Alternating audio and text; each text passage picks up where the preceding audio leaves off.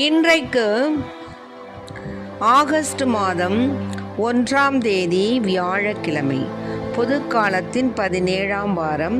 இன்று புனித அல்போன்ஸ் மரிய லிகோரி ஆயர் மறை வல்லுநருடைய நினைவு விழா.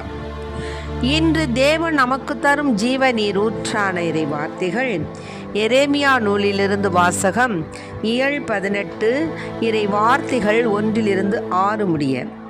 எரேமியாவுக்கு ஆண்டவர் அருளிய வாக்கு: நீ எழுந்து குயவன் வீட்டுக்கு போ, அங்கு என் சொற்களை நீ கேட்க செய்வேன். எனவே நான் குயவர் வீட்டுக்கு போனேன். அங்கு அவர் சுழல் வட்டை கொண்டு வேலை செய்து கொண்டிருந்தார். குயவர் தம் கையால் செய்த மண்கலம் சரியாக அமையாத போதெல்லாம் அவர் அதை தம் விருப்பப்படி வேறொரு களமாக வடித்து கொண்டிருந்தார். அப்போது ஆண்டவர் எனக்கு அருளிய வாக்கு: இஸ்ரேல் வீட்டாரே, இந்த குயவன் செய்வது போல் நானும் உனக்கு செய்ய முடியாதா என்கிறார் ஆண்டவர். இந்த குயவன் கையில் உள்ள களிமண்ணை போல இஸ்ரேல் வீட்டாரே, நீங்கள் என் கையில் இருக்கின்றீர்கள். ஆண்டவரின் அருள்வாக்கு. இறைவா, உமக்கு நன்றி. அஞ்சாதே அஞ்சாதே, நான் என்றும் உன்னோடு. என்ன துன்பம் வந்தாலும் என் அன்பு உன்னோடு. அஞ்சாதே அஞ்சாதே, நான் என்றும் உன்னோடு. என்ன துன்பம் வந்தாலும் என் அன்பு உன்னோடு. கொன்றும் அசையலாம், கோகைகள் பெயரலாம், உலகம் முழுவதும் உன்னை வெறுக்கலாம். என்ன துன்பம் வந்தாலும் எந்தன் அன்பு மாறாது. அஞ்சாதே அஞ்சாதே, உன்னை நான் காப்பேன்.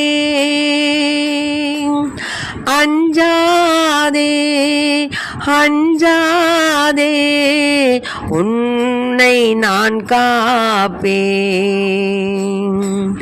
அஞ்சாதே அஞ்சாதே, நான் என்றும் உன்னோடு.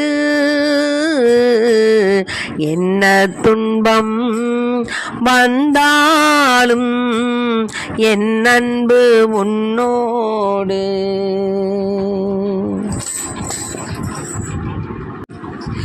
இன்றைக்கு நம் தேவன் தரும் ஜீவநீர் ஊற்றான இறை வார்த்தைகளை கேட்டோம். அருமையான வார்த்தை.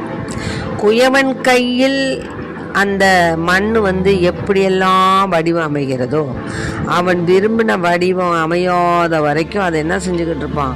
அப்படியே உருட்டி உருட்டி உருட்டி உருட்டி மேலே மேலே மேலே மேலே கொண்டு போய் மறுபடியும் அந்த மண்ணை மறுபடியும் அப்படியே கீழே அந்த சுழல் வட்டையில் போட்டு அப்படியே அவன் விரும்பின பாத்திரத்தை செய்து, அவன் விரும்பின பாத்திரம் கரெக்டாக வந்தால் தான் என்ன செய்வான்? அந்த பாத்திரத்தை செய்வான். இல்லைன்னா மறுபடியும் சுழல் வட்டையில் அந்த மண்ணை போட்டு பிசைஞ்சுக்கிட்டு மறுபடியும் அதை ஓட்டிக்கிட்டே இருப்பான். அதுபோல் தேவன் குயவன் கையில் சுழல் வட்டையில் இருக்கக்கூடிய அந்த மட்பாண்டம் போல நான் உனக்கு செய்ய முடியாதா?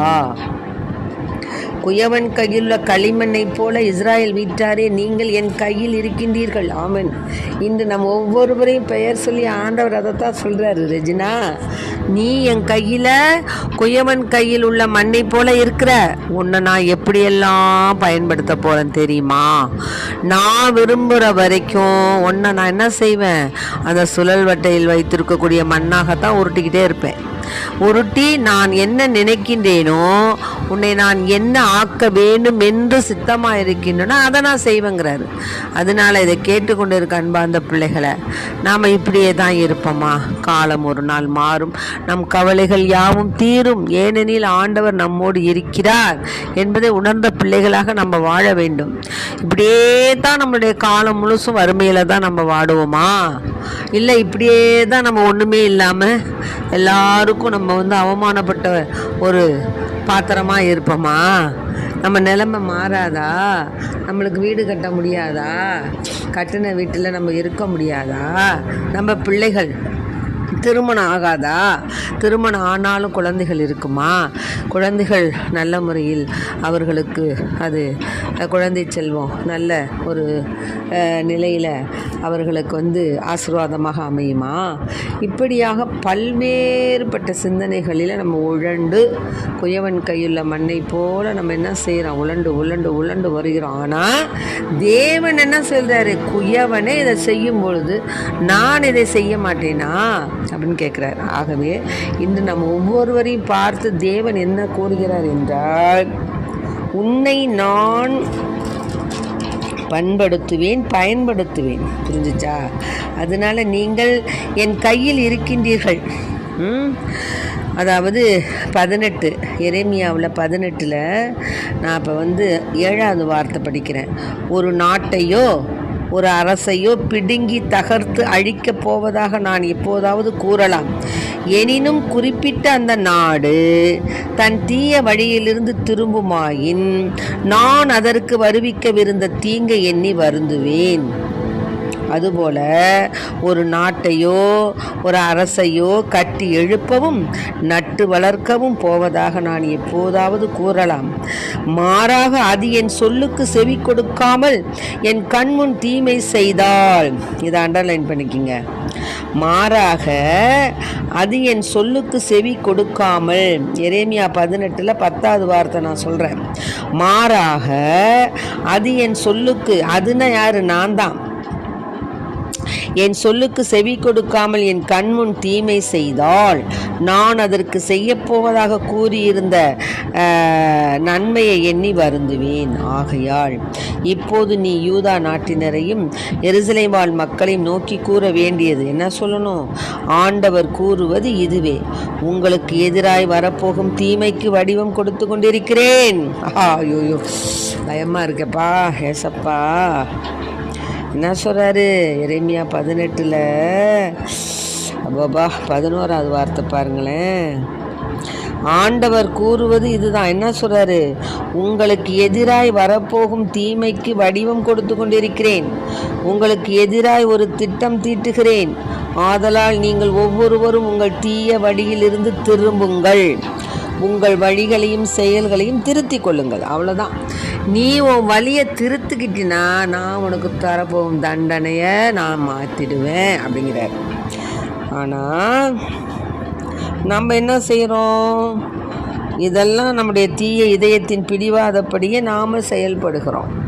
அப்படி தான் அவங்களும் சொன்னாங்க. அவங்க என்ன சொன்னாங்க?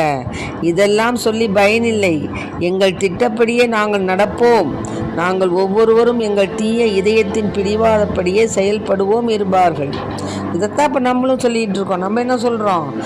இதெல்லாம் சொல்லி பயனில்லை, எங்கள் திட்டப்படியே நாங்கள் நடப்போம், நாங்கள் ஒவ்வொருவரும் எங்கள் தீய இதயத்தின் பிடிவாதப்படியே செயல்படுவோம் என்பார்கள். அதனால் ஆண்டவர் கூறுவது இதுதான். இது போன்ற செயலை பற்றி கேள்விப்பட்டதுண்டா என்று நாடுகளிடையே கேட்டுப்பார். அதனால் நீ என்ன பண்ணணும்? உன்னுடைய தீய குணத்தை மாற்று. ஆமென். அதனால் அன்பு பிள்ளைகளை, இன்றைய தினம் தேவன் நமக்கு தரும் ஜீவ நீர் ஊற்றான இறை வார்த்தைகள் என்ன தெரியுங்களா?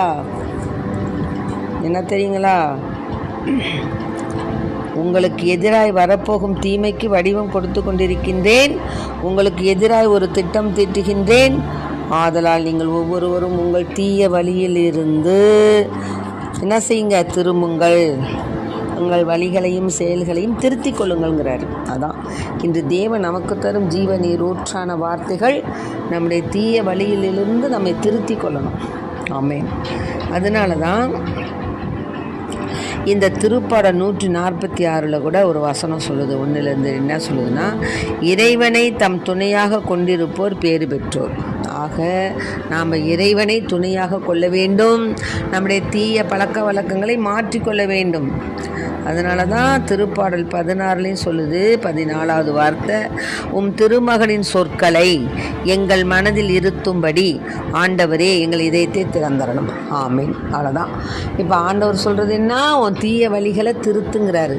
அதுக்கு இப்போ திருப்பாடல் 16 என்ன சொல்லுது, 14வது வார்த்தை, உம் திருமகனின் சொற்களை எங்கள் மனதில் இருத்தும்படி ஆண்டவரே எங்கள் இதயத்தை திறந்தரலாம். ஆக ஒவ்வொருவரும் இனிமேல் இதைத்தான் இப்போ வேண்டிக்கணும். என்ன சொல்லி வேண்டிக்கணும், எங்களுடைய உமது திருமகனுடைய சொற்கள் எங்கள் மனதில் இருத்தும்படி ஆண்டவரே எங்கள் இதயத்தை திறந்தரலும். ஆமேன். ஆக என்ன செய்யணும், உலக முடிவிலும் வானதூதர் சென்று நேர்மையாளரிடையிருந்து தீயோரை பிரிப்பர். மத்தேயு 13 கூறப்பட்ட வார்த்தை 47 53 என்ன சொல்கிறாங்க, நமது விண்ணரசு கடலில் வீசப்பட்டு எல்லா வகையான மீன்களையும் வாரி கொண்டு வரும் வலைக்கு ஒப்பு. விண்ணரசு எதற்கு ஒப்பாகுது, வலை. இப்போ வலையை கடலில் போட்டோம்னா நல்ல மீனும் வரும், கெட்ட மீனும் வரும், செத்தது வரும், சாகது வரும், பல விதமான மோசமான அந்த கடல் என்னென்ன இருக்குதோ அந்த பொருள்லாம் அதில் வலையில் வரும். ஆக அதை இழுத்து கொண்டு போய் கரையில் உட்கார்ந்து அந்த மீனவன் என்ன செய்வான், நல்ல மீனெல்லாம் பொறுக்கிக்குவான், கெட்ட மீனெல்லாம் திரும்பி அதை கடற்கரையில் தூக்கி வச்சுமா, இல்லைன்னா அந்த எங்கேயாவது அதை போட்டு எரிச்சிருவான். அது மாதிரி தான் கெட்டவற்றை வெளியே எறிவர். இவ்வாறே உலக முடிவிலும் நிகழும். வானதூதர் சென்று நேர்மையாளரிடையே இருந்து தீயோரை பிரிப்பர், பின் அவர்களை தீச்சூளையில் தள்ளுவர். அங்கே அழுகையும் அங்கலாய்ப்பும் இருக்கும். இவற்றையெல்லாம் புரிந்து கொண்டீர்களா அப்படின்னு இயேசு கேட்க அவர்கள் ஆம் என்றார்கள். பின்பு அவர் என்ன சொன்னார், விண்ணரசி பற்றி கற்றுக்கொண்ட எல்லா மறைநூல் அறிஞரும் தம் கருவூலத்திலிருந்து புதியவற்றையும் பழையவற்றையும் வெளிக்கொணரும் வீட்டு உரிமையாளரை போல் இருக்கின்றனர். அதனால் நாம் எப்படிப்பட்டவங்களாக இருக்கணும், வலையில் இருக்கக்கூடிய நல்ல மீன்களாக இருக்க வேண்டும். நம்முடைய தீய எண்ணங்களெல்லாம் மாற்றிக்கொள்ள வேண்டும். அப்பொழுது தேவன் அவருடைய எண்ணத்தை மாற்றிக்கொள்வார். ஆகவே அன்பு பிள்ளைகளை, நாம் சிறிது நேரம் மௌனமாக நம் வாழ்க்கையில் நம்ம என்னென்ன காரியங்களில் ஈடுபட்டு இருக்கிறோம், தேவனுக்கு பிடித்தமான காரியத்தில் ஈடுபட்டு இருக்கிறோமா, தேவனுக்கு பிடிக்காத காரியத்தில் ஈடுபட்டு இருக்கிறோமா, இரவு உட்கார்ந்து அமர்ந்து சிந்திக்கணும். சிந்தித்து அத்தகைய தேவன் விரும்பாத காரியங்களை செய்து கொண்டிருந்தோம் என்றால் அதற்காக தேவனிடத்தில் மன்னிப்பு கேட்டு அந்த காரியத்தை உடனடியாக இன்றே அதை ஒழித்து விட வேண்டும். அப்படியாக நாம் ஒழிக்கும் பொழுது தேவன் குயவன் கையில் உள்ள அந்த சுழல் வட்டையுள்ள மண்ணை போல நம்மை அவருக்கு ஏற்ற நல்லதொரு மட்பாண்டமாக, குயவன் கையில் தோன்றும் நல்ல வடிவமுள்ள மட்பாண்டமாக தேவன் நம்மை மாற்றுவார். ஆமேன். ஆகவே அன்பு பிள்ளைகளே, தேவனிடத்தில் நாம் நல்ல ஒரு பண்பட்ட, தேவனால் பயன்படுத்தப்பட போகும் நல்ல குயவன் கையில் உள்ள சுழல் வட்டையுள்ள அந்த மண்ணை போல தேவன் நம்மை பயன்படுத்த வேண்டி நம்மை நல்லதொரு கருவியாக, நல்லதொரு மட்பாண்டமாக, இறைவனுக்கு பிரியமுள்ள மட்பாண்டமாக, இறை செய்தியை பரப்பும் மட்பாண்டமாக, இறை செய்தியை பரப்பி அதனோடு நம்முடைய தேவனை மகிமைப்படுத்தக்கூடிய பாத்திரமாக நம்மை வடிவமைக்க வேண்டும் என்று இறைவனை மன்றாடுவோம். ஆமென். Praise the Lord. மரியே வாழ்க.